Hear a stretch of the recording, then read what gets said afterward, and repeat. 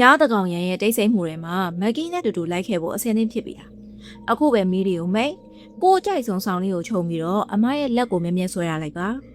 ဘာဖြစ်လို့လဲဆိုတော့အခုမက်ကီတို့သွားမယ့်နေရာကလန်တက်ဝက်မှာနေလုံးဝပြန်လဲလို့မရပါဘူးဒီနေ့မှာတော့ကဘာပေါ်မှာတရဲ6စုံနေရာတခုလို့နာမည်ကြီးတဲ့ဂွန်ဂျီယန်စိတ်ကျမ်းမာရေးစေယုံရဲ့အမောင်ဆုံးခန်းနေတဲ့အထိအတူတူသွားကြမယ်အဲ့ဒီမှာဘသူမှဖွင့်လို့မရတဲ့ကျင်းစာတဲ့တကားတွေနေရနေကကုတ်ချစ်တန်တွေနဲ့အခုရိကြံနေသေးတဲ့ဝိညာဉ်42ခုဟာမက်ကီကိုစောင့်နေကြပါတယ်ဒါဆိုရင်အခုကစပြီးတော့ဂွန်ဂျီယန်စိတ်တဆစေယုံပြက်ကြီးတဲ့ကိုဝင်လိုက်ကြရအောင်ပထမဆုံးပတ်ဝန်းကျင်ကိုမြင်အောင်ကြည့်လိုက်အခုကညတကောင်ကြော်နေတင်ကမှောင်မဲနေတဲ့ဇင်းချန်တန်တစ်ခုထဲမှာရက်နေတယ်ဘေးပတ်ဝန်းကျင်တစ်ခုလုံးကလည်းမှောင်မဲနေပြီးတော့လက်နေတံမီတစ်ခုတည်းကအလင်းအောင်ပဲရှိပါတယ်ဆေးရုံနေရာမှာရှိတဲ့ဆေးတွေအကုန်လုံးကလည်းကွာကျနေပြီးတော့နေရအနက်မှာလည်းအမိုက်တွေနဲ့ကြောက်စရာကောင်းတဲ့ပကြီးတွေကိုဆွဲတာတယ်ဆေးရုံကြီးထဲမှာတင်းရဲ့ခြေလမ်းတိုင်းကပဲတင်ထက်နေပြီးတော့ဇင်းကြံလန်းရဲ့အစုံမှာတခုခုလှုပ်ရှားသွားတယ်လို့ပဲဒီဟာကစိတ်ကူးရဲ့နေတာလုံးဝမဟုတ်ဘူးနော်ဂွန်ဂျီယန်ဆေးရုံကြီးစီကိုရောက်ဖို့တဲ့ထောင်ပေါင်းများစွာသောသူတွေကဒီလိုမျိုးပဲခံစားခဲ့ရတာဒီဆေးရုံပြက်ကြီးကဘလောက်တောင်မှကြောက်ဖို့ကောင်းလဲဆိုလို့ရှိရင်စီယန်နန်ကတော့မှကဘာပေါ်မှာတရဲ6စုံနေရာ9ခုတွေကတစ်ခုဖြစ်သတ်မှတ်ခဲ့ရတယ်ဒီညမှာတော့လူနာပေါင်းများစွာတေဆုံးခဲ့တယ်လို့နာမည်ကြီးတဲ့အဲ့ဒီဇင်းကြံလန်းနေတိုင်းရှောက်သွားကြပါမယ်ပြီးရင်တော့ကျင်းစာတဲ့နေတဲ့ဒရိုက်တာရုံးကိုဖြတ်ပြီးတော့ဘယ်သူမှဖွင့်လို့မရတဲ့နာမည်ကျော်အခန်းနံပါတ်428ကိုသွားကြပြီတောင်ကိုရီးယားနိုင်ငံကဆိုးမြို့ပြင်နဲ့တန်နာရီလောက်ဝေတဲ့ကြောင်ကြီးပြည်နေရတောင်တန်းနေထဲမှာဒေသခံတွေအနားတော်မကက်ရတဲ့အဆောက်အုံဖြက်ကြီးတစ်ခုရှိတယ်အဲ့ဒါတော့အားလုံးစိတ်ဝင်စားကြတဲ့ခွန်ကြီးရန်စိတ်ကျမ်းမာရေးစေးအောင်ပါပဲအဲ့ဒီအဆောက်အုံကြီးကကြီးလိုက်တာနဲ့အိမ်မဆိုးရိမ်မက်ဖို့ဖန်တီးထားသလို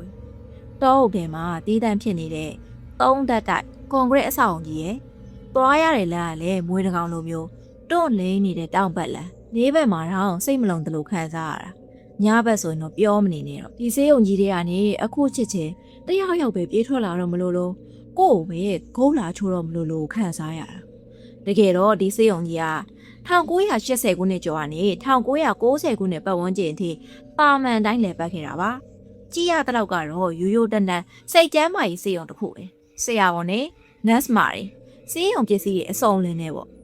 ့ဒါပေမဲ့1996ခုနှစ်မှာတော့ဒီဂွန်ဂျီယန်စေးရုံကြီးစီမှာမကောင်းတာတစ်ခုခုဖြစ်ခဲ့တယ်။အဲ့ဒီအချိန်မှာဒီစေးရုံကြီးကဘာသတိပေးချမ်းမှမရှိပဲနဲ့ရုတ်တရက်ဒီတိုင်းပိတ်ချပစ်လိုက်တာ။ဖူးစန်းနာကစေးရုံတစ်ကောင်နောက်ဆုံးချိန်ပိတ်လိုက်တဲ့အခါဘာပစ္စည်းကိုမှအပြင်ထုတ်မသွားဘူး။လူနာမှတ်တမ်းနေရလဲဇပွဲပေါ်မှာပြန်ကျဲနေတော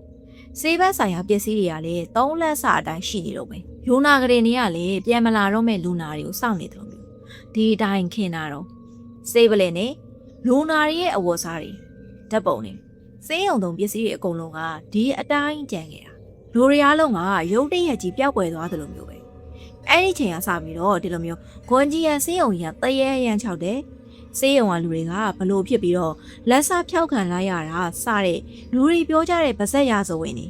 အဲ့လိုမျိုးပုံမြင်နေအကုန်လုံးကစဖြစ်လာတာပါအဲ့ဒီရမှာနာမည်အကြီးဆုံးအကြောင်းအရာကတော့လူနာ42ယောက်ရဲ့အကြောင်းပါပဲအဲ့ဒီချိန်တော့ကအင်တာနက်တွေကလူသုံးများလာတော့ဒီဇက်လန်တွေကလည်းတစ်စင်ပြီးတစ်စင်နဲ့လုံးဝပြန်သွားတာပထမဆုံးထွက်လာတဲ့ဘာရှိရတော့ဒီစေးရုံပြက်ကြီးတွေကလှုပ်ဝက်ဆန်းတတ်မှုတွေအကြောင်းပါအဲ့ဒီခေတ်တုန်းကစိတ်ကျမ်းမာရေးစေးရုံနေနဲ့နည်းပညာတွေကလည်းအခုလိုမျိုးခင်မမီသေးတော့စေးရုံတွေမှာလူနာတွေကိုခွင့်ပြုချက်မရှိဘဲနဲ့စမ်းတတ်တာမျိုးတွေလုပ်ခဲ့တယ်လို့ပြောကြတယ်ဥပမာထုံစည်းမပါဘဲနဲ့အုံနောက်ကိုခွဲတာအန်ရရှိရဲ့ဒီလက်စစ်ရှော့ပေးတာတရားမဝင်စေးဝါးတွေကိုလည်းအလွန်ကျွံတိုက်ကျွေးရာတွေကိုလုပ်ခဲ့တယ်အဲ့ဒီမှာစမ်းသပ်မှုတွေမှားသွားပြီးတော့လူနာတွေကယူသွတ်ကုန်ကြတယ်ပြီးတော့တယောက်ပြီးတယောက်သေကုန်ကြတယ်1996ခုနှစ်အစောပိုင်းမှာလူနာ42ယောက်ပဲကျန်တော့ပြီးတော့သူတို့ကလေသူတို့လည်းရောက်တော့မယ်ဆိုတော့သိနေကြပဲအဲ့လိုနဲ့နောက်ပိုင်းကျတော့ဒီလူနာ42ယောက်ကသူတို့ဒီလိုမျိုးနာကျင်ခံစားရမှာတရားမဝင်ခွဲစိတ်စမ်းသပ်မှုတွေကိုပြုလုပ်ခံရမှာကိုကြောက်ပြီးတော့သူတို့ကဒီစေးရုံကြီးမှာပဲ42ယောက်လုံးဂျိုးဆွဲချပြီးတော့တေဆုံးခဲ့ကြတယ်။နောက်ထပ်ဒီစေးရုံနဲ့ပတ်သက်ပြီးတော့လူတွေပြောကြတဲ့ဘာရှင်းနောက်တစ်ခုကပို့ပြီးတော့မှကြောက်စရာကောင်းကြီး။အဲ့ဒါကစေးရုံဒရိုက်တာကိုယ်တိုင်ကစိတ်ဖောက်ပြန်လာတာ။သူကလူမရှိတဲ့ဇင်းကြံလန်းနေမှာရက်ပြီးတော့နယံကိုကြည့်ပြီးစကားတွေပြောနေတတ်တယ်။အိတ်လည်းမအိတ်တော့ဘူး။နောက်တော့လူနာတွေကလည်းသူ့လိုမျိုးဖြစ်လာကြတယ်။ နေရနေကနေအတန်တွေကိုကြားလာရတယ်အရေးတွေကိုလည်းမြင်လာရတယ်ညာဘက်ဆိုလို့ရှိရင်တယောက်ယောက်ကသူတို့လာထိတယ်လို့မျိုးခံစားရတယ်လို့ပြောလာကြပါတယ်စေးရုံဒရိုက်တာကဒီအဆောက်အုံကြီးကကြိတ်သာတက်နေပြီဆိုတာသိပြီးတော့ဖုန်းကြီးတွေပဲ့ပြီးရရချေဖို့စူးစမ်းခဲ့ပေမဲ့ဖုန်းကြီးတွေကဒီတဲကိုခြေတလန်းလန်းမိတာနဲ့ဒီနေရာကဝိညာဉ်ရေးအရအစိတ်တက်နေပြီဆိုပြီးတော့ညင်းခဲ့ကြတယ်တဲ့။ဒန်နိုင်တစ်ခုလုံးရဲ့အဆုံးသက်ကတော့အတူတူပါပဲ။အဲ့ဒီဆုံးသက်က1996ခုနှစ်ညတညမှာကြံ့နေတဲ့လူနာ42ယောက်လုံးကအားလုံးစုပေါင်းပြီးတော့ကိုအဆုံးစီရင်ခဲ့ကြတယ်။သူတို့တွေကအိပ်ရက်ခင်းနေနဲ့ဂျိုးဆွဲချတာသူတို့ဆူလာတဲ့စီကိုအလွန်ကြော်တောက်ပလိုက်တာ။အဲ့ဒီလိုမျိုးနီလန့်ပေါင်းစုံနေအဲ့ဒီလိုနဲ့မနဲ့ကြတော့စေးုံဝန်ထမ်းတွေရောက်လာပြီးဒီစေးုံတစ်ခုလုံးကအလောင်းနေနဲ့ပြည်နေတာကိုတွေ့လိုက်ရတယ်။အဲ့ဒီနေဝင်ကဘလောက်တောင်မှကြောက်ဖို့ကောင်းလဲဆိုလို့ရှိရင်ဝန်ထမ်းတွေအကုန်လုံးအလုပ်ထွက်သွားပြီးတော့ကြောက်လုံးတော့သူတို့မြင်ခဲ့တာကိုဘယ်သူမှပြန်မပြောကြဘူးတဲ့။အဲ့လိုနဲ့2000ခုနှစ်ကိုရောက်တော့ဒီစေးုံပြက်ကြီးဟာတဖြည်းဖြည်းနဲ့နာမည်ကြီးလာပြီးတော့လောကဘာလုံးကပရာလောကနဲ့ပတ်သက်ပြီးစိတ်ဝင်စားတဲ့သူတွေစွန့်စားကျင်တဲ့သူတွေကဒီကိုတကူးတကရောက်လာကြတယ်။အဲ့ဒီမှာ2015ခုနှစ်လောက်တုန်းကကျောင်းသား3ယောက်ကဒီစေးရုံထဲကိုညဘက်ကြီးဝင်သွားကြတယ်။အခန်းတစ်ခုရှိကိုရောက်တော့တခြားတကားတွေကအကုန်လုံးပြက်စီးနေပေမဲ့အဲ့ဒီတကားတစ်ချက်ကတော့အကောင်းတိုင်းပဲ။ပြီးတော့အထက်ကနေ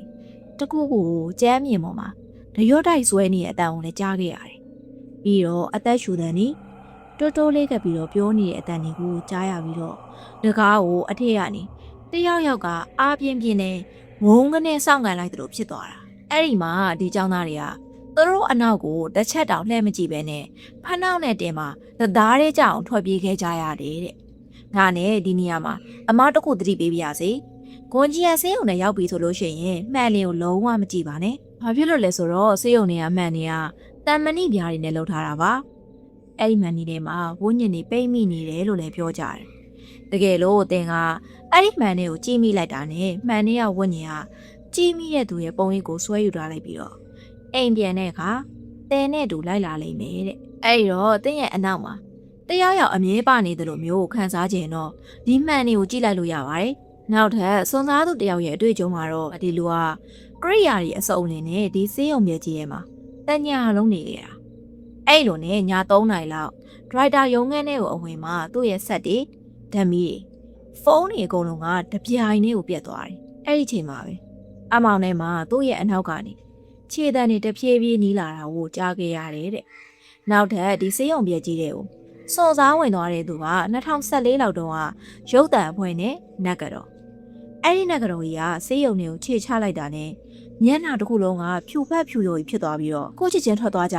ဒီထဲမှာဝိညာဉ်တွေအများကြီးပဲသူတို့ကအယမ်းနာကျင်နေပြီးတော့ဒေါသထွက်နေကြတယ်လို့ပြောခဲ့တယ်။လူပဲနှစ်ယောက်လဲလို့မေးတဲ့အခါသူမကမျက်စိမိတ်ပြီးတော့ရီတွက်နေတဲ့ပုံစံနဲ့42ယောက်လို့တိုးလေးပြောခဲ့တယ်တဲ့စေးရုံကြီးနဲ့ပတ်သက်ပြီးတော့လူတွေပြောကြတဲ့ပါဇက်ရာဇဝင်ထဲမှာအားလုံးရဲ့အကြောက်ရဆုံးကတော့အခန်းနံပါတ်402ပါအဲ့ဒီခန်းကအခြေအနေမကောင်းတော့တဲ့လူနာတွေကိုစုပြီးတော့ထားရတဲ့နေရာအရန်ဆိုးရွားတဲ့စမ်းသပ်မှုတွေကိုလုပ်ခဲ့တဲ့နေရာလို့ပြောကြတယ်ဘယ်သူမှအဲ့ဒီအခန်းတကာကိုဖွင့်လို့မရဘူးတန်သူရင်းတွေနဲ့ထုလည်းမပွင့်လူတွေကအဲ့ဒီတကားရှိကိုရောက်တာနဲ့အသက်ရှူကျက်လာတာပြီးတော့ဒီအခန်းရှိကိုရောက်သွားတာနဲ့ပိုအိုက်နေတဲ့နွေရာသီကြီးမှာအငွေးထွက်တဲ့အထိအေးစိမ့်လာတာမျိုးတွေကိုခံစားရတယ်တဲ့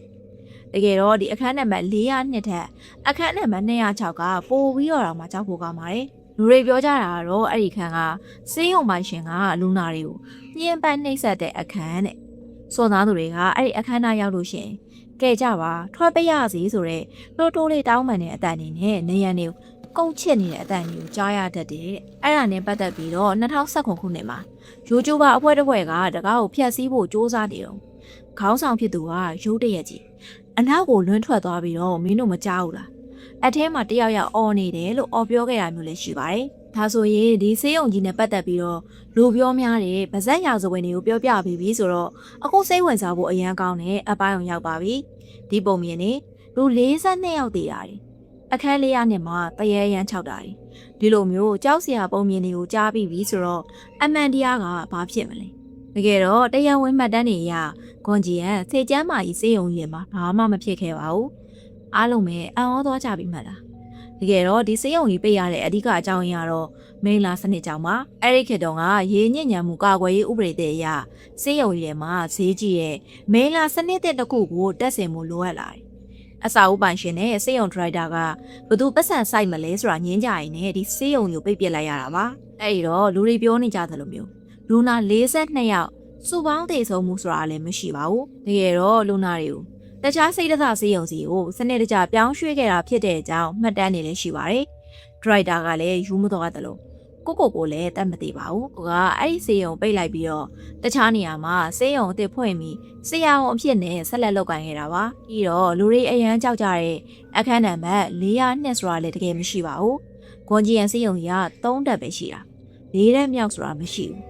ဒီအခန်းကိုတော့2018ခုနှစ်မှာထွက်ခဲ့တဲ့ကွန်ဂျီယန်ရုပ်ရှင်ထဲမှာဖန်တီးခဲ့တာပါဒါပေမဲ့မေးစရာတခုရှိတာက